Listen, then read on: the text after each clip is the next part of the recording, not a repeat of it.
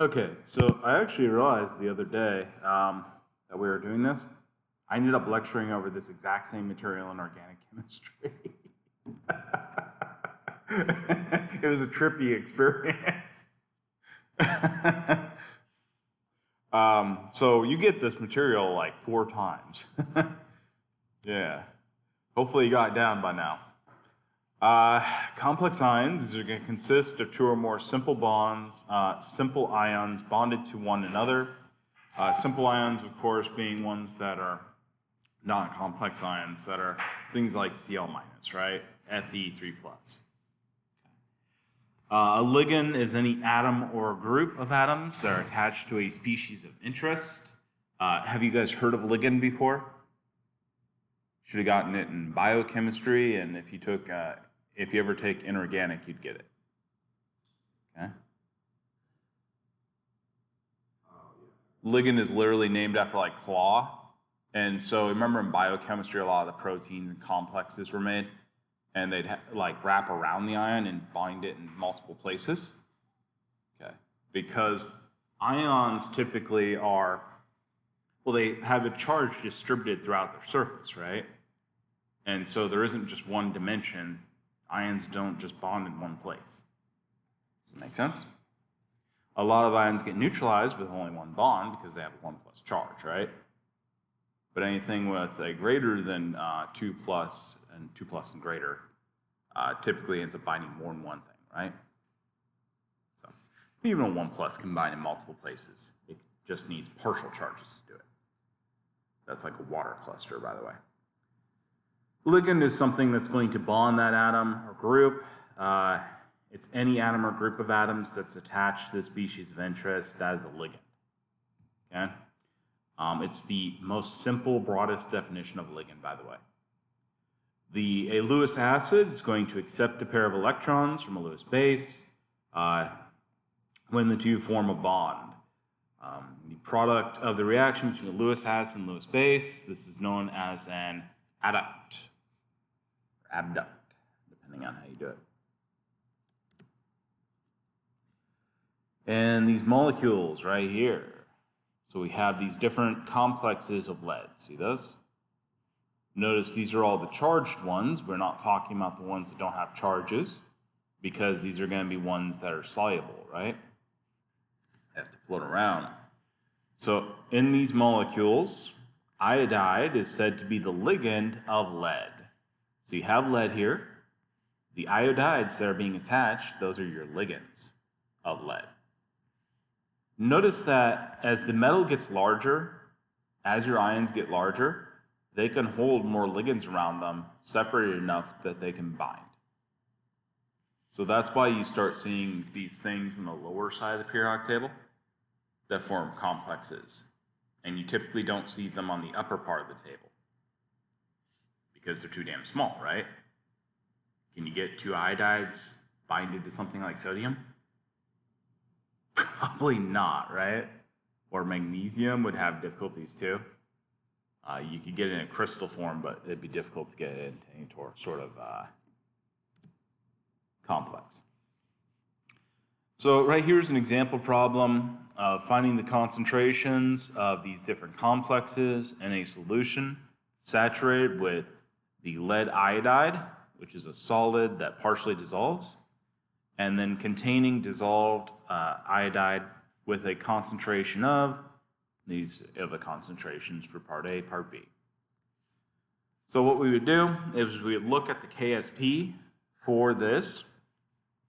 So the KSP for lead iodide, we get that value. That's this right here. See, that's the KSP. Okay. Notice this is just a simple, straightforward equilibrium, right? You can use the equilibrium expression for the lead iodide to solve for the lead, because that's your only source of lead, right? Everybody understand what I'm doing here? I'm getting my concentration of lead, right? My only source of lead, well, that's the lead that comes out of the saturated solution, right? So I'm figuring out what concentration of lead I have at saturation. So I have my KSP. This is my iodine concentration. I plug that iodine concentration in. Notice the formula for this. When this dissociates, it's going to make 1 lead and 2 iodides, right? There's a 2 there. And that would be a power of 2 then. That'd be my coefficient for that dissociation. Does that make sense for everybody? Yeah. Okay. That's a little bit more like review, but yeah. Note that we're using the simplified form here. We're using an assumption. Does anybody know the assumption we're making?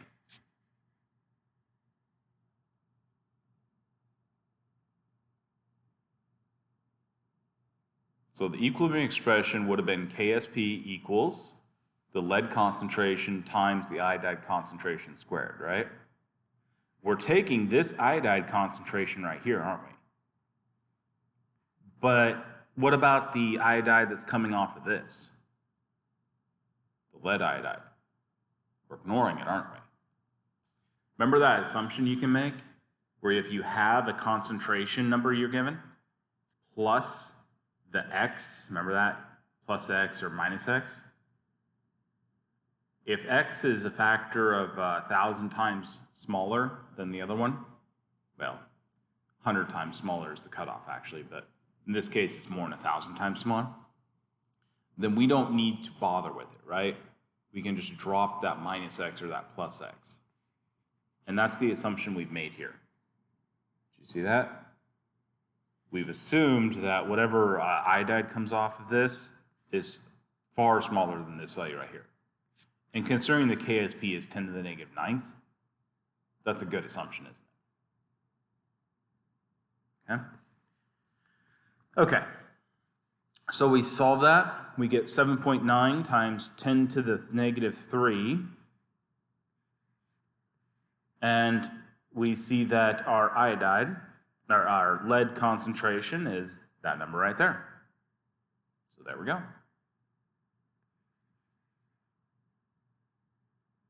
Okay. Does anybody have any questions about that part right now? All right, so now we have a lead concentration, right? So what's the next part we would do?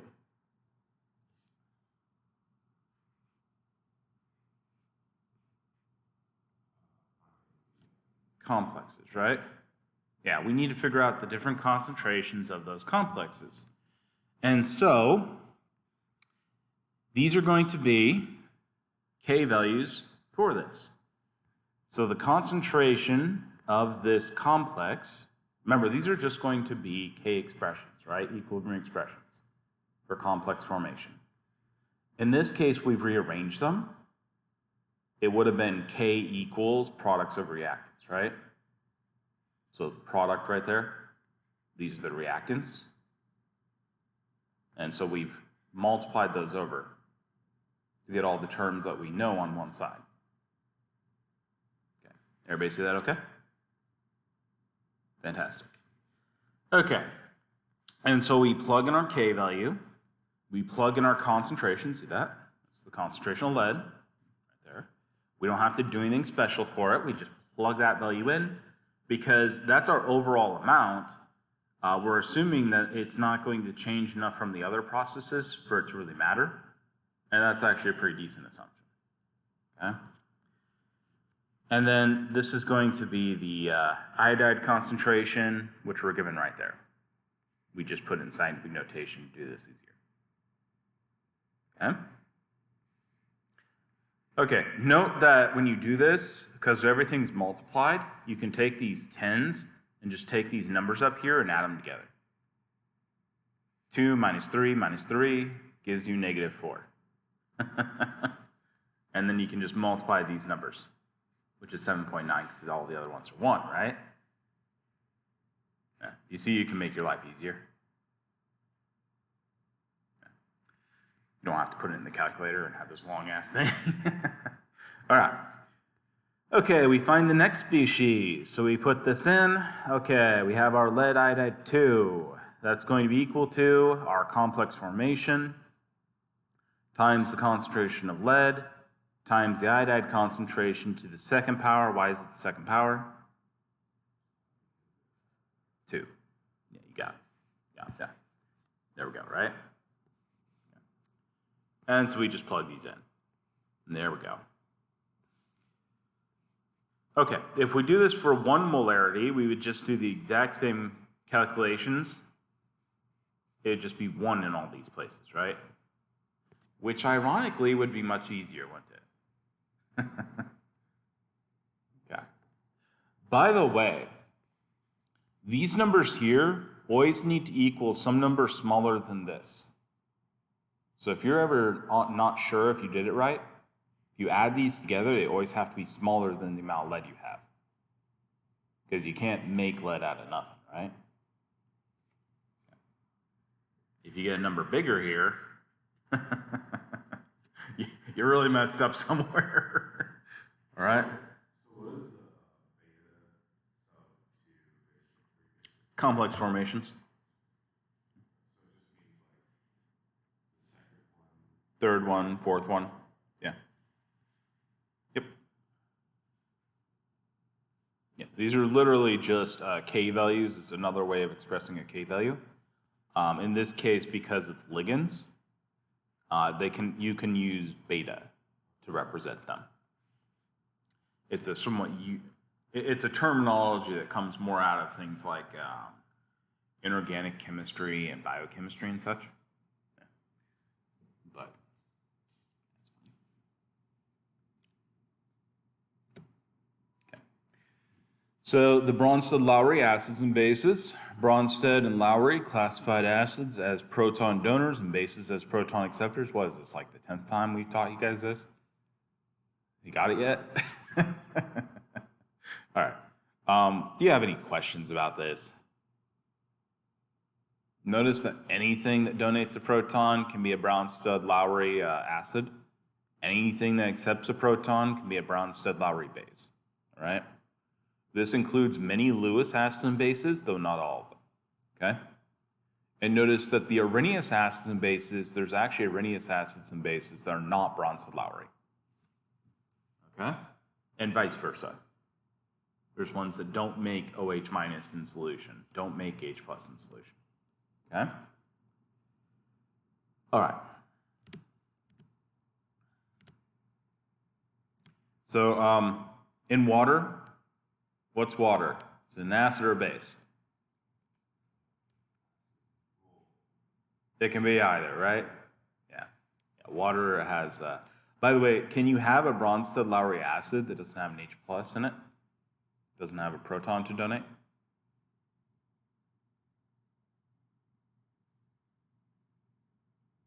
No, it has the donated proton, doesn't it? So you can never have a Bronsted-Lowry acid that does not have a H in it. Okay? Bronsted-Lowry bases always have to have some sort of lone pair to accept the H plus, right? That's where things I commonly see people mess up on. They forget these things. This is the autoprotolysis. I'm having one of those days. Autoprotolysis. Everybody want to say it with me? Autoprotolysis. All right. Again, it's just water self-cleaving, right? So water donates a proton to another water, and you get the H3O plus. Anybody remember what that's called? Hydronium. And OH minus, which is hydroxide. Yep. I know, when I ask you guys questions, everybody just freezes up and looks at me like a truck coming on to a deer. So calculate the concentrations of H plus and OH minus in pure water at 25 degrees Celsius. You notice, by the way, that 25 degrees Celsius is the kW value. If you're at a different temperature than 25 degrees Celsius, you would have a different kW, wouldn't you? Okay. There's actually tables of kWs at different temperatures. And you take the one that's closest. You typically take the one that's worst for your situation or the closest. It is not a linear value, so you cannot extrapolate easily. You have to be very careful about extrapolating. okay? But most times your calculations won't be affected if you take one close. KW equals that. Well, the KW expression is H plus times OH minus, right? And so that would mean it's X squared because you don't have an external source of either of those. And you take 10 to the negative 14 square root, and that gives you 10 to the negative 7, right? Do you guys know the other way of representing square roots? To the 1/2 power. Yeah. Or a cube root would be to the 1/3 power. Yeah. So literally 14 times 1/2. Okay. And notice we've just proved that pH 7 is neutral, didn't we? See that? Do the pH negative log of that, that's 7. Okay. So anything above pH 7, that is basic. All right. And again, this is how you go back and forth between the terms of pH and pOH, right? Though I personally prefer to do it with the pH and negative log. So this is the calculation of pH. pH is the negative log of H plus, right? P anything is the negative log of that thing, right? If we get PE, what is that? Negative log of E. Okay? If we get PKW, what is that? Got it. Negative log KW. Okay, this is how you go back and forth between pH and pOH. Again, it's pH plus pOH equals 14. 14 is the KW, right? That's the PKW. By the way, if you're not at 25 degrees Celsius, that number would be slightly different, though not much. So these are the strengths of acids and bases. Typically, we represent them as Ka and Kb. So Ka is going to be the equilibrium constant for the acid dissociation, for the constant for the dissociation of an acid, or acid dissociation. It's the acid dissociation constant. This is an acid donating its proton to water. See that? Okay. And that will always give you a conjugate base and water as the conjugate acid, the hydronium as the conjugate acid. That always have as a formula in this terms right here, the weak acid, and that's the conjugate base right there. And that's hydronium. Why is H2O not there?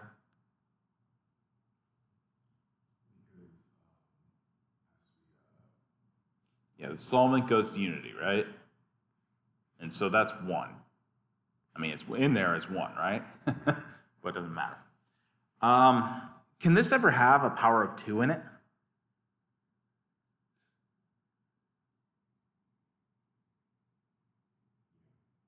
Can it? Could we ever have a power in here? What's the definition of an acid? It donates one proton. And so the terms in here always have to be coefficients of 1, don't they? The definition has trapped this into being powers of 1. You can't have it any other way. Okay? In fact, you make a Ka1, Ka2, Ka3 to represent the different protons coming off, don't you? Okay? And they would each have their own equilibrium constants. This is the base hydrolysis constant. It's Kb. And again, it's going to be a base taking on a proton, leaving behind OH minus in this case because we're in water, right? Note, by the way, these are always true all the time, even if you have an acid and base reacting in water, right? Because do the acid and base exist once you put them in water? Are they reacting with each other?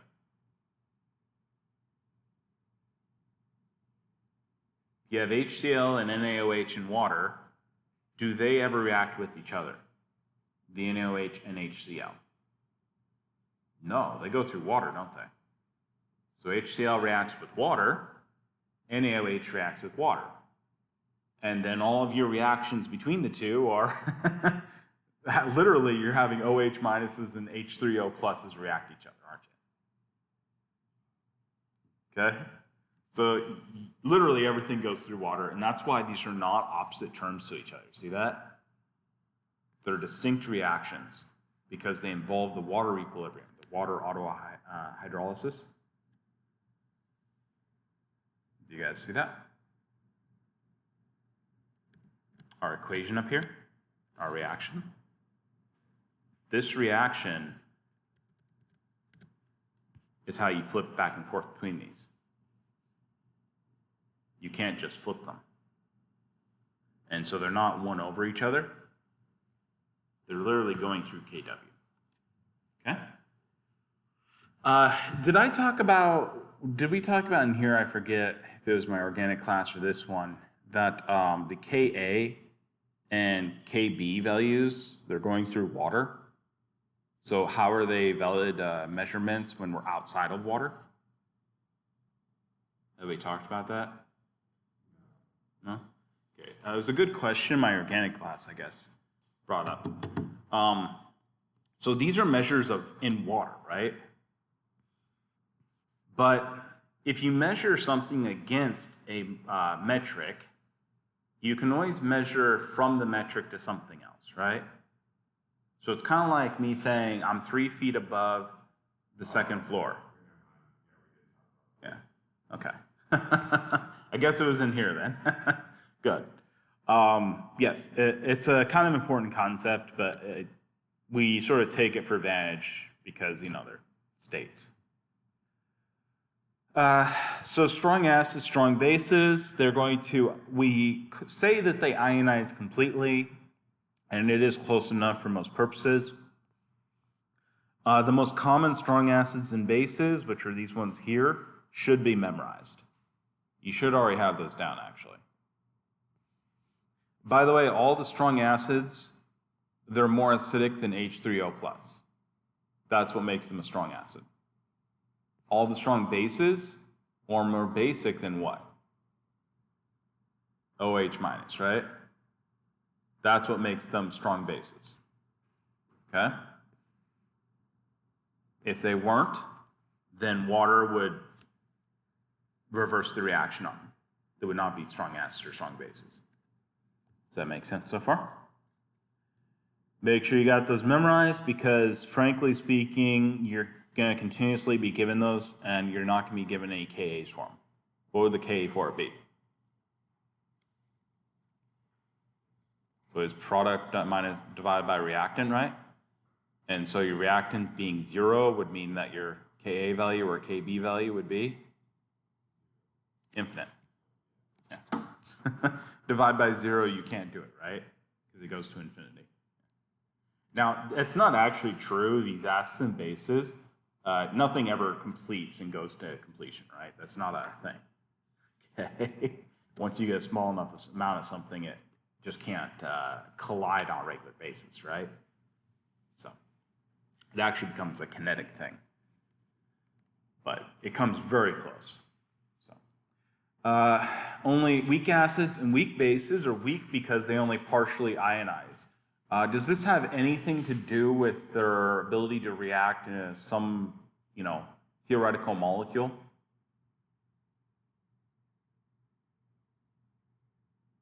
Like, is a weak acid less dangerous than a strong acid? Not at all, right? In fact, the most dangerous acids are actually weak acids. Like HF, that's probably one of the most dangerous acids. And it's a weak acid. The most common weak acids are going to be carboxylic acids, because these are found in nature. The most common weak bases are amines. Again, those are found in nature. Notice, by the way, that's proteins right there. Yeah. There's lots of examples in nature of those, isn't there? Carboxylate anions are weak bases. Ammonium ions are weak acids. What's the strength of an acid? It's the weakness of its base, right? Okay. Or another way of saying that, the stability of a base gives you a weak acid, right? Metal cations are actually weak acids. Why would that be?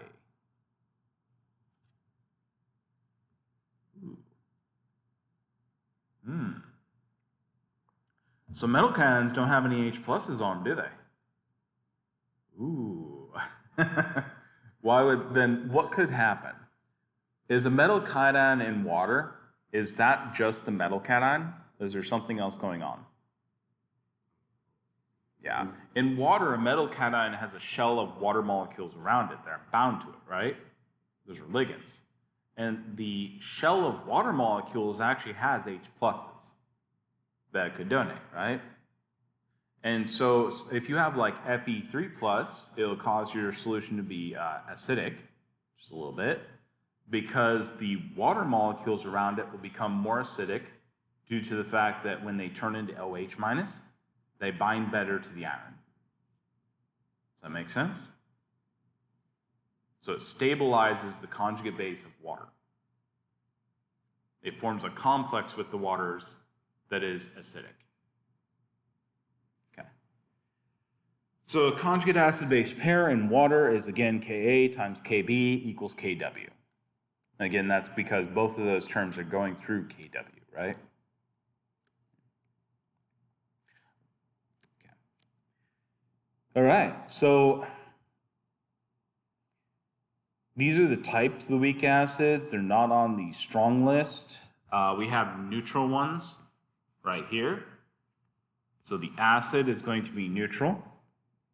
And that's going to be things like carboxylic acid is neutral.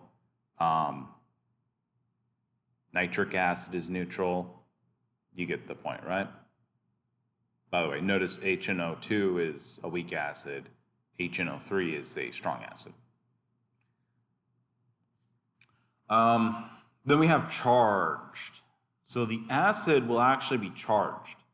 So for example, ammonium, those are charged. Those are NH4 plus, right? Has a +1 charge. That's your acidic form. It'll go to a neutral base, actually, in the case of NH4 plus. Here's an example. Another example right here.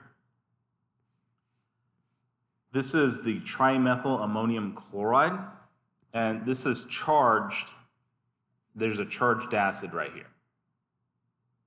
Notice that this right here is actually the chloride right here is just a counterion to keep you neutral when you're in the salt form, okay?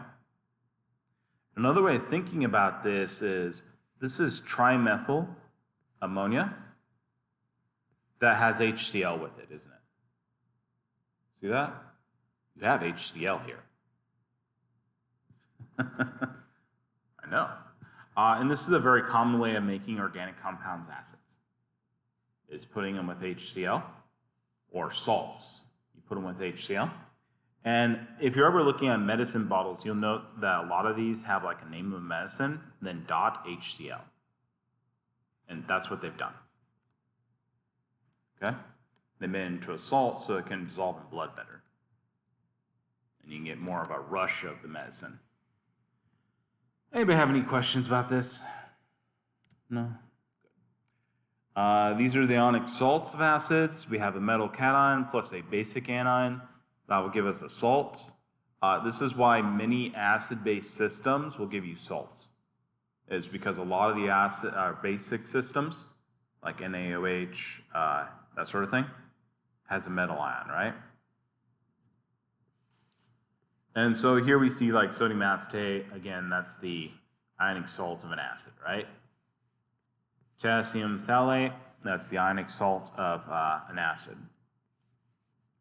Again, you'll want to look for the ending of ate typically, because ate means you ate the ick from the acid, right? Do you remember the naming I taught you guys?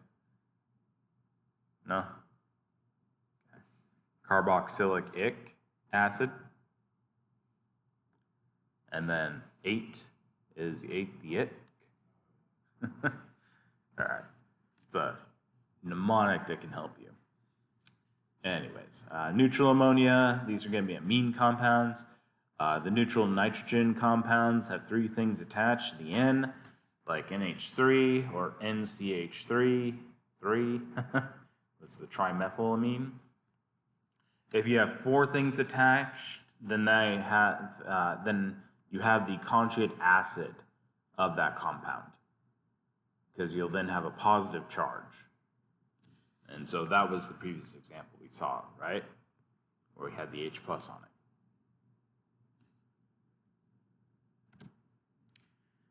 Polyprotic acids will denote the successive acid dissociation constants with Ka1, Ka2, Ka3, etc. If you have a table of acids, they sometimes drop the A and just do K1, K2, K3, right? And you're expected to know the A is acid because of the formulas, because that's obviously an acid, right? Anybody have any questions?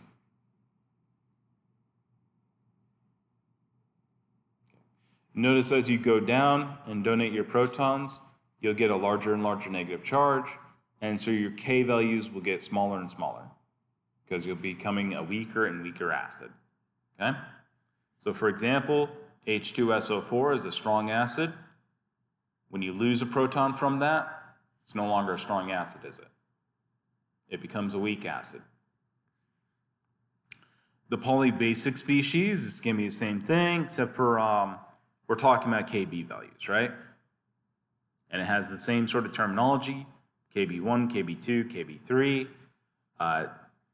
And then if they have formulas next to them, sometimes they'll just say K1, K2, K3, because, you know, you have the context. You don't need the B part. Polyprotic acids and bases. Your relationship between the Ka and Kb is such. So this is a polyprotic acid, and then we're looking at the polyprotic basic form. See that? That's the conjugate base of this reacting as an acid. Can you see that? So like H3PO4, H3PO4, right? Acid, conjugate acid. Base, conjugate base. All right. Again, we just go through Kw. That's it. And so you go Kw equals the Ka times the Kb. Please note that the Ka1 is not Kb1, right? Those are not related to each other. The Ka1 would always be your last dissociation, or your last taking on a proton for the base, right? Can you see that? So your first Ka is your last Kb. Your second Kb would be your second from last, right? Ka. Okay. Yeah.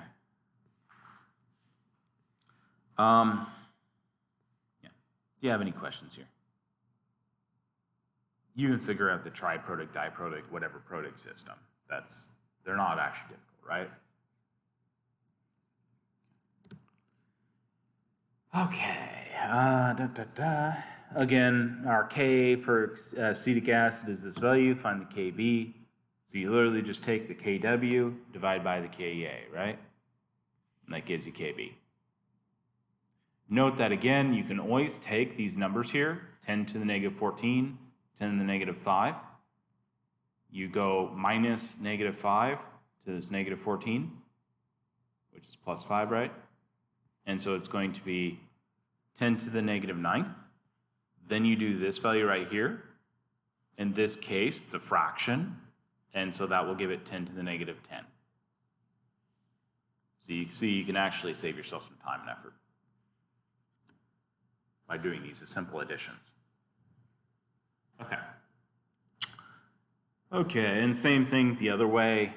You know, it's pretty easy, straightforward thing to do, formula. I think you guys got plenty of experience throughout your careers. In the chemist shorthand for organic structures, each vertex is a carbon atom. You guys probably know this really well at this point, I hope. This is the line edge diagrams. If you have fewer than 4 bonds, of course, on a carbon atom, then you're assuming that there's hydrogens filling in the rest, right? Does anybody have any questions about any of that?